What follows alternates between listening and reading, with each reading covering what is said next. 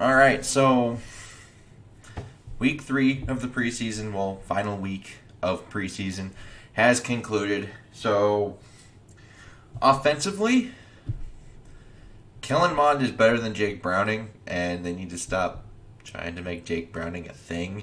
It's not a thing, but Kellen Mond did have his ups and he had his downs. The interception was pretty bad, but he still had pressure and it was still possibly a catchable ball. But my only time where I'm like, he threw it too high for Zach Davidson, who's 6'7". So that's a little bit of a concern. But if Minnesota isn't going to add a veteran quarterback to this group that below Kirk, I think Kellen Mond is the guy over Jake Browning, at least. So there is that. I think AJ Rose continued to impress. I'm not sure if he makes the roster, although that's not really on him. He has had a lot of opportunities in this preseason because there were injuries to both Madison and Nwangwu. But if both of them return, you're talking those two. Dalvin Cook is obviously the starter, and then you have Amir Abdullah. It's a little bit hard to crack. So I don't know if he makes the roster, and I'm not sure if they get him on the practice squad. They might be able to, but yeah. And don't freak... excuse me. But don't freak out about the starting offense and the play calling just yet. It's a preseason game. Let that sink in. Not real game. But I'm not freaking out about it just because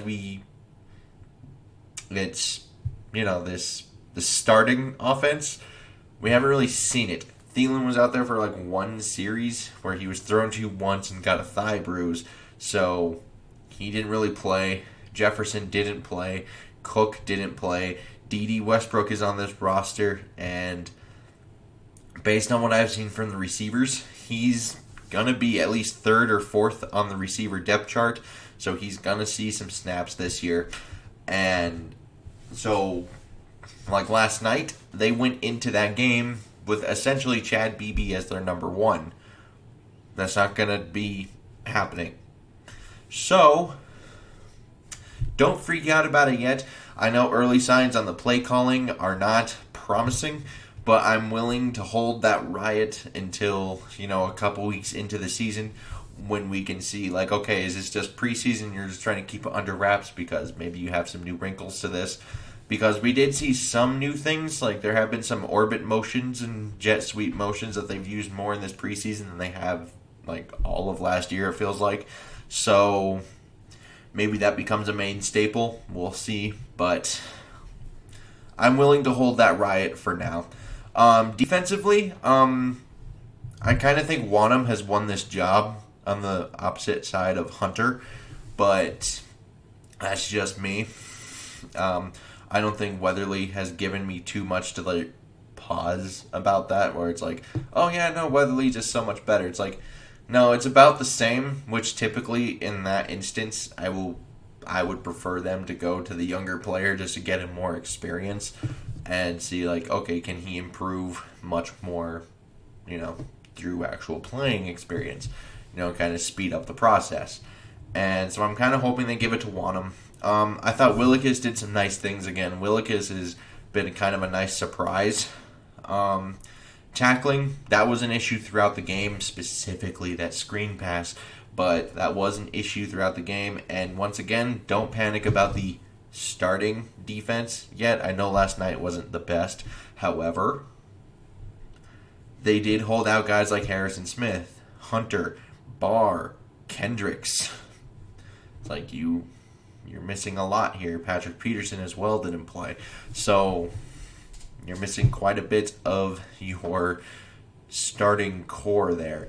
So I wouldn't freak out just yet about that. Special teams, I'm pretty sure it's like 50-50 at this point, whether or not Greg Joseph is the kicker when we go to Cincinnati or not. So it really depends of who becomes available throughout the preseason cut lines here. And overall, I don't just Minnesota didn't have Cook, Jefferson, Thielen, Kendricks, Hunter, Barr, Peterson, or Harrison suit up for the game. So this is mainly to all those people freaking out right now. But those 8 players count for 36.4% of Minnesota's 22 starters and 15% of what is on, what will be their 53-man roster. So, not to mention, if you were to say, like, oh, give me the 15 best players the Vikings have, you're going to be pretty hard-pressed not to say all of those names at some point. So, and that's 53% of that top 15. So, I'm not going to say freak out, because a lot of things are going to look different come week 1, week 2, week 3. Mainly on that. It's like, you want to see Kirk Cousins throw the ball downfield a little bit more? You're probably going to see that more during the regular season. Why? Because you'll have Jefferson and Thielen. Didn't have that at all this preseason. And I know Zimmer wanted him to throw the ball down the field, but at the same time, when you're letting him like, hey, no, you're going to be throwing to KJ Osborne and Chad Beebe.